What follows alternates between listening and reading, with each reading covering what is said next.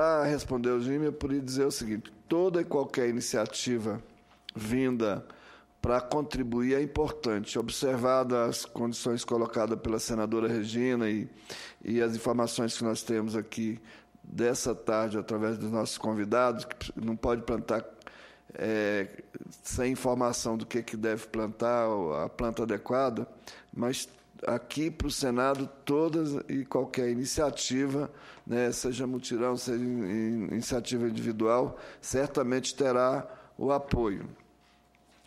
Está aqui também que veio da Maria Lúcia Collier, Pernambuco. Sugiro a criação de mutirões de reflorestamento das regiões necessitadas, com fornecimento de muda, com apoio operacional e técnico, transporte coletivo para as equipes de trabalho, visando menor custo e aceleração do processo, principalmente no Nordeste. Acho que é uma sugestão bem-vinda, nós vamos trabalhar, estudar sobre isso, né, para que é aquilo que eu coloquei no dia da minha posse, que a União, os estados e os municípios não é para ser só disciplinador, fiscalizador e punidor dos crimes ambientais. É preciso participar e, através do Planaveg, que hoje a gente está vendo essa proposta que está em construção, que o Estado tem responsabilidade e quer contribuir para a recuperação. Está aqui do Jairo Edson Machado, do Amaral, do Rio Grande do Sul. Gostaria de saber se existem linhas de crédito para reflorestamento e quais são as condições de pagamento para tal financiamento, caso exista. Bom, eu posso dizer que existe linha de crédito. Eu não sei hoje como estão as condições de pagamento, mas nós vou encaminhar aqui com o meu assessor, o Ciro, que está ali, que acompanha a gente, para a gente verificar e responder para você, viu, Jairo? E desde já também muito agradecido aqui pela sua participação. Aqui do Realino Basílio Júnior, de São Paulo. Acredito que o problema em relação à extinção da vegetação nativa deve ser o desaparecimento dos rios dessas áreas. A solução para a recuperação seria o restabelecimento desses rios destruídos através de parceria entre a União, estados e municípios. Bom, vou deixar para os nossos convidados responder essa, que já foi dito aqui hoje, mas acredito que eles podem esclarecer melhor essa questão. Convidados e senadora doutora Ana Amélia, dia 20 de setembro irá acontecer um mutirão nacional para o plantio de árvores nativas e temos a confirmação de 57 municípios brasileiros. Queremos o apoio de todos, nos indicando onde encontrar mudas para a população realizar a causa. Desde já, muito obrigado. Essa vem do Paulo Bernacci, de São Paulo. Bom, a senadora Amélia, ela veio aqui hoje por um esforço, porque ela tinha que viajar, dado um problema que eu tinha, que não poderia estar presente, mas foi superado o problema, eu estou, né? Mas a gente vai deixar aqui com a comissão, mas quero assumir o compromisso de também a gente dar a resposta através da comissão e através do gabinete sobre o seu pedido. E dizer que também vou procurar o senador Renan Calheiro, a área de comunicação do Senado, para que a gente possa aqui, através da TV Senado, através da Rádio Senado, de repente estar divulgando essa atividade que eu considero muito relevante. Então, os convidados aqui da comissão, nós vamos devolver a palavra aqui para o doutor Gustavo Ribas Curcio, pesquisador da Embrapa Floresta, para que ele comente as colocações feitas, ajude a responder os questionamentos também colocados, e vamos trabalhar com tempo de 10 minutos, mas se for preciso mais um pouco, a gente abre a guarda aqui. Obrigado. Desde já, doutor Gustavo, muito obrigado pela sua participação. Eu é que agradeço. Bom, em primeiro lugar, eu quero parabenizar os colegas da mesa pelas colocações densas e importantes, e voltaria, acho que no debate com as suas proposições, que foram 3 questionamentos, considero muito relevantes. Então, em relação, e daí também, como roubei o tempo do Motter, né, Motter? Então, por favor, pode roubar o tempo, entrar no meio, vamos debater. Também, Lima, fique à vontade, por favor. Então, eu gostaria de dizer o seguinte, que o senhor colocou do questionamento de que se vai fazer reflorestamento nas áreas. Então, a primeira colocação que eu faço é: nós temos que ter uma relação do que é escolher determinadas áreas. Por exemplo, eu vou reflorestar 10 hectares. Ótimo. Mas por que e como eu vou selecionar esses 10 hectares é o X da questão, no meu entendimento, do ponto de vista mais técnico-científico. Então, eu posso ter 10 hectares, senador, que todos são importantes, mas que eu não tenho uma congruência de funcionalidades, por exemplo, em um dos 10 hectares. O que eu quero dizer com isso? Talvez naqueles 10 hectares primeiros, eu tenho 10 hectares, senador. O primeiro eu só tenho uma grande funcionalidade, que é de recarga, porque o solo é muito espesso, ou muito raso, perdão, e ele não tem um potencial de filtro. Então, o senhor estaria priorizando aqueles 10 hectares pela questão filtro. O segundo conjunto de hectares, 10 hectares, ele tem um altíssimo potencial de recarga, mas ele imobiliza carbono. E o terceiro conjunto de 10 hectares tem um altíssimo potencial de uso para a agricultura, que é uma funcionalidade. Percebe? Então, no primeiro, e os pagamentos por serviços ambientais não estão condicionados a ter uma tributação distinta, pelo que eu estou colocando. Priorizar água, porque eu estou tratando de recarga e descarga, é uma prioridade. Só que o segundo conjunto de hectares...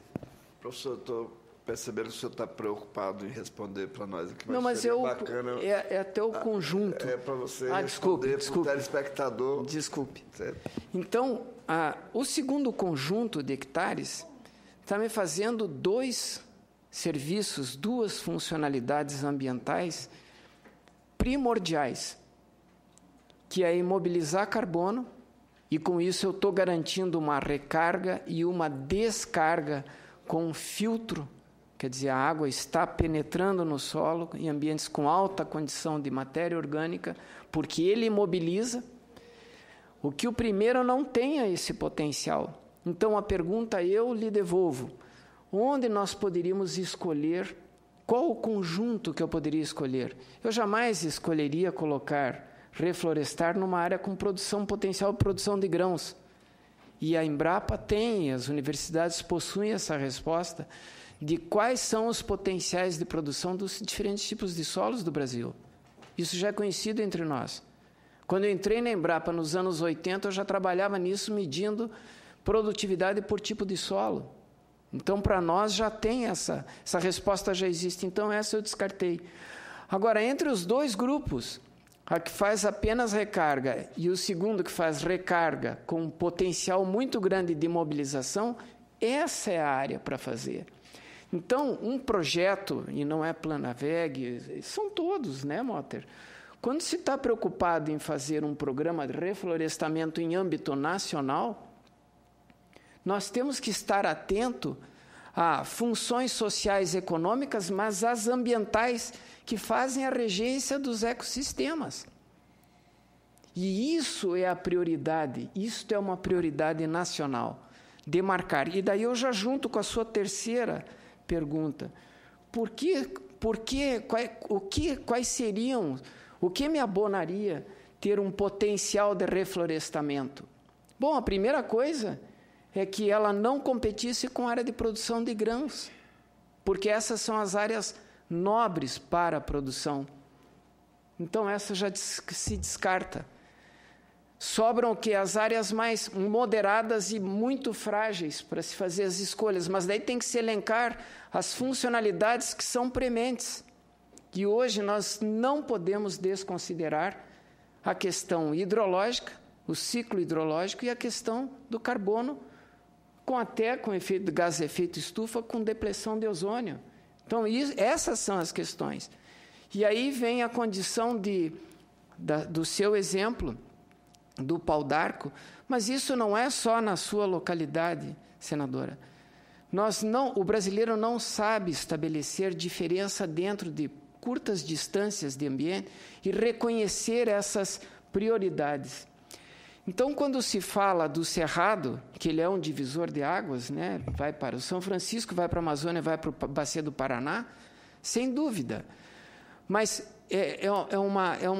vamos dizer assim, é um perigo se ficar acreditando apenas nisso, porque a recarga de aquíferos livres da região, da sua região, ou de qualquer outra região, não vem do Cerrado. O aquífero livre também se faz em grande parte do que está na nossa propriedade, no nosso estado. Então, vem a água do Rio Paraná, que vem daqui do Cerrado? Vem, mas a questão é que vem do Iguaçu também, lá do Paraná, que é a maior bacia hidrográfica, tem a do Rio Tibagi, São Paulo tem o Rio Tietê, tem o Paranapiacaba, e assim vai. Então, quando se fala de um bioma, tem que se privilegiar a todos, e aí não é o Cerrado, são todos os biomas. Eu vi na sua exposição, Motter, dados muito legais. Por exemplo, a questão do Pantanal, eu não sei se vocês deixaram propositalmente não considerar, o Pantanal está tendo um problema sobre questão de imobilização. Nós estamos identificando problemas em imobilizar carbono, que é fatal, por exemplo, para o maior leque do mundo fluvial, que é o Taquari, não sei se primeiro ou segundo, solos extremamente arenosos, dependentes da manutenção de matéria orgânica, em que nós estamos identificando uma flora comprometida e o carbono no solo exaurido. Eu estava falando antes com o Ciro. Casualmente, isso veio para... E agora cai na pergunta que o senhor nos toca, muito importante. Então, o que nós temos que pensar? Uma das prioridades para se estabelecer é a congruência das funcionalidades ecológicas, sob o ponto de vista ambiental. A regência, o fator seletor é funcionalidade ecológica. E isso deve ser combinado às questões sociais e econômicas, que também a questão de mercado, a sobrevivência do produtor. Não adianta a gente manter o produtor lá, mas em nível de subsistência.